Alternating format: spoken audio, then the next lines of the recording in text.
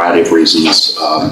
First and foremost, this court is very familiar with me and my proclivities. I would try this case 100 times out of 100. When I walked in to talk to him the first time, he said, I want to accept responsibility.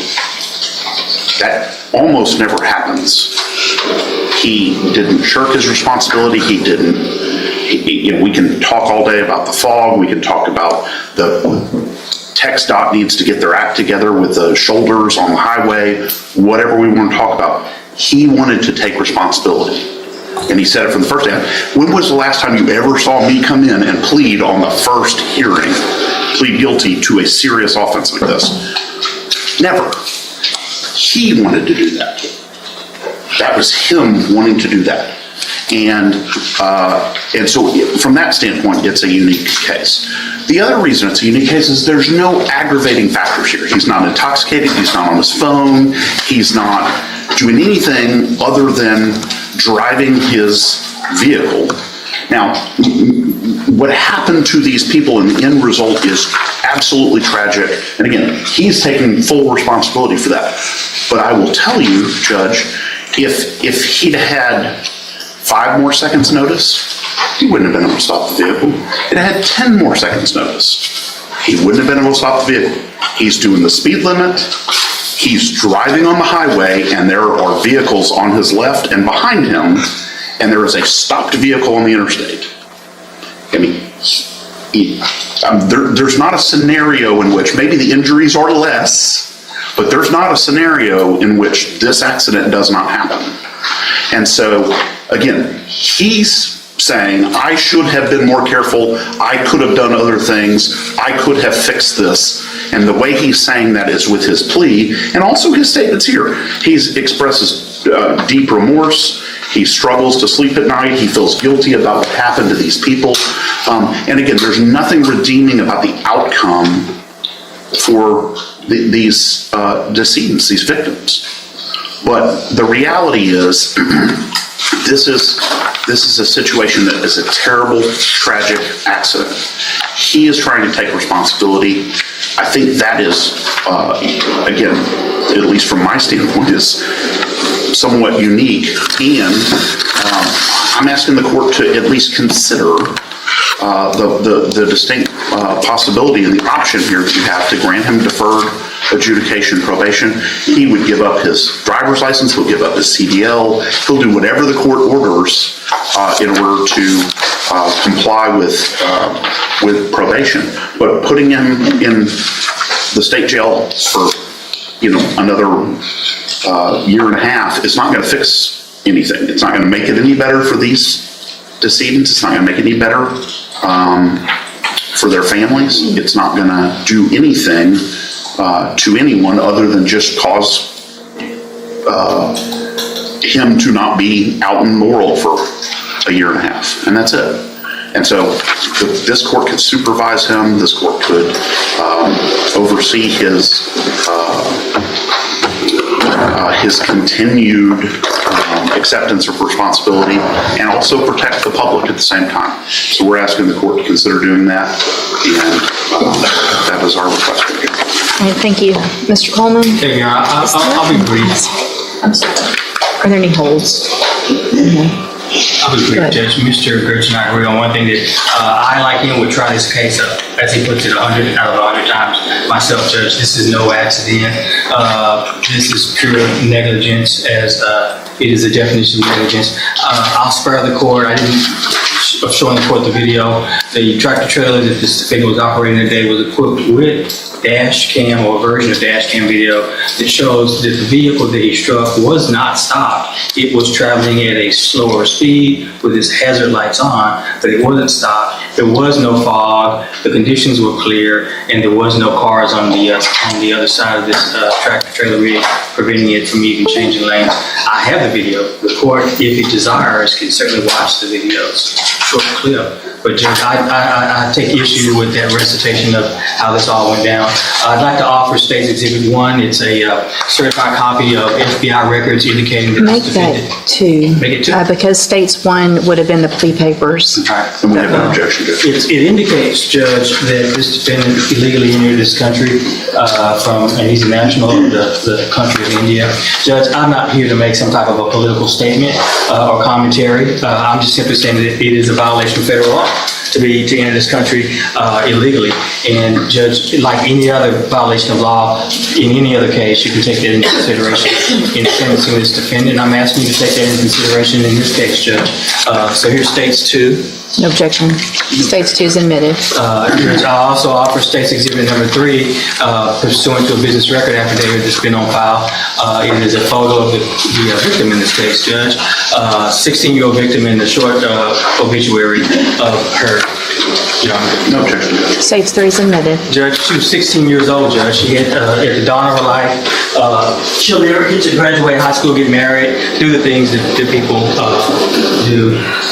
Judge, you can say today by your verdict just the amount of damage and harm this defendant has caused due to his negligence. I'll conclude with a couple other things, Judge.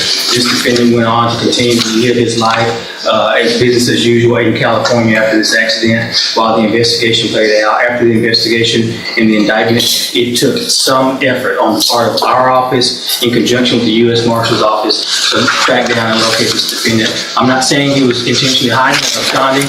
I'm simply saying it took a lot of effort by the federal law enforcement authorities to track him down, Judge.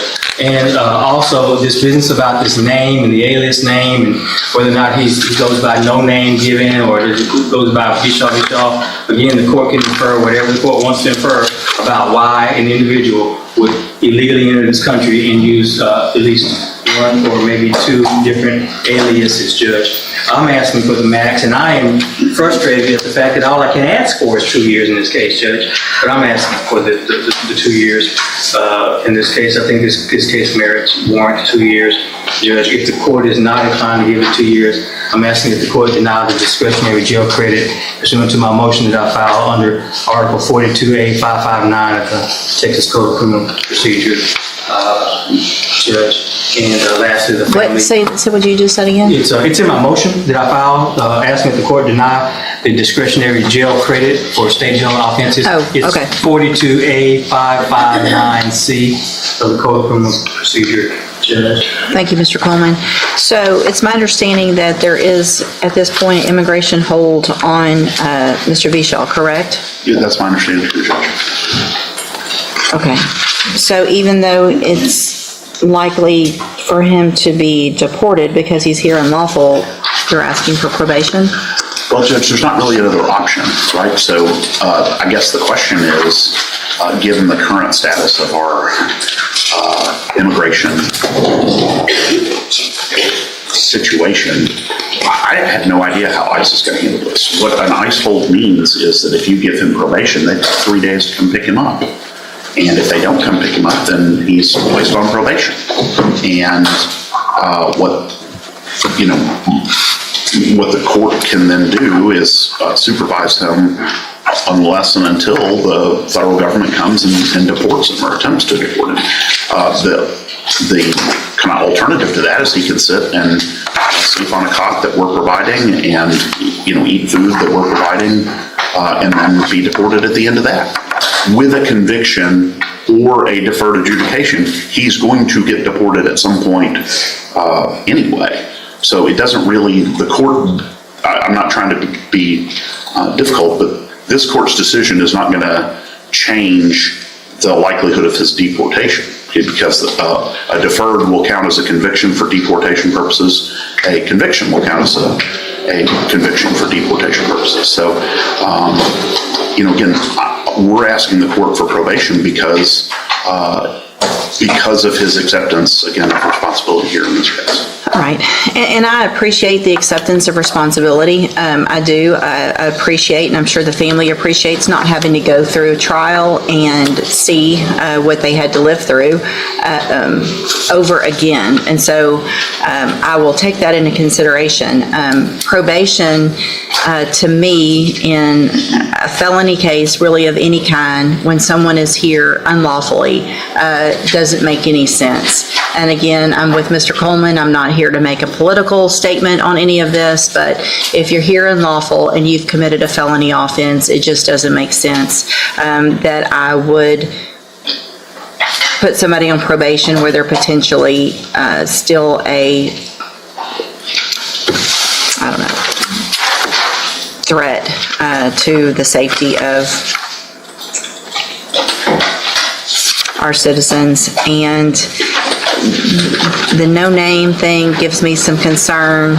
Also, I feel like that is just potentially an attempt to avoid probably some issues with immigration and some issues with potentially this case. So what I'm going to do, again, I appreciate, and I'm sure the family appreciates, not having to go to trial. But I'm going to find that you entered your plea of guilty freely and voluntarily, find sufficient evidence to find you guilty, and at this time find you guilty of criminally negligent homicide, sentence you to a term of 20 months in the state jail prison. You will receive, I will give credit on that for any time that you've been in custody that the law gives you the right to receive. With regard to the state jail credit, I leave that up to the state jail authorities, and I'm going to deny the motion to deny that credit. That will be up to Mr. Vishal in state jail. With good behavior, he'll get that credit just like everybody else. So I'm not going to deny that. It's based on, always has been based on how you behave in the state jail prison. And so just to deny that, it goes against the nature of that rule and that law, so I'm not going to do that. I'm going to hand you the trial court certification that shows there was no agreement, which means you do have a right to appeal. I have also handed you a written admonishment regarding your ineligibility to possess a firearm or ammunition. Because of the judgment entered against you, you're ineligible under Texas law to possess a firearm or ammunition.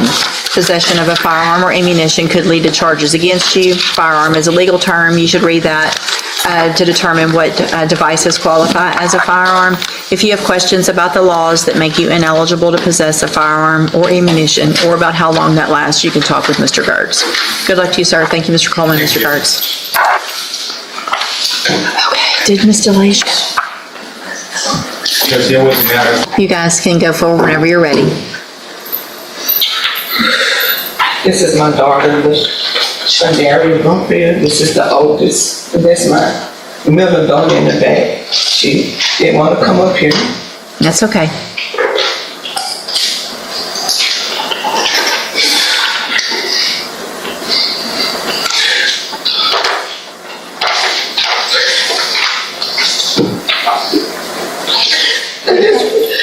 We've had it over a year to think about what we want to say today. But words cannot describe what it took us. We lost a sister. We lost an auntie to my baby.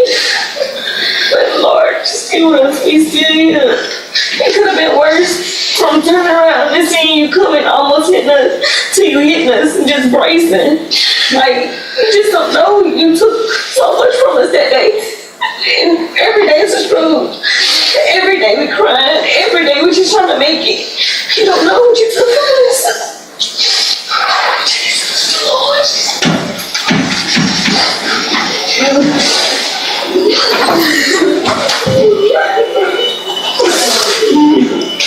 You can take Mr. Vishal back to the back. And there it is, the final decision.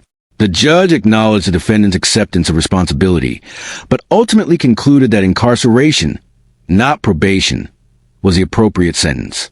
Notice something important.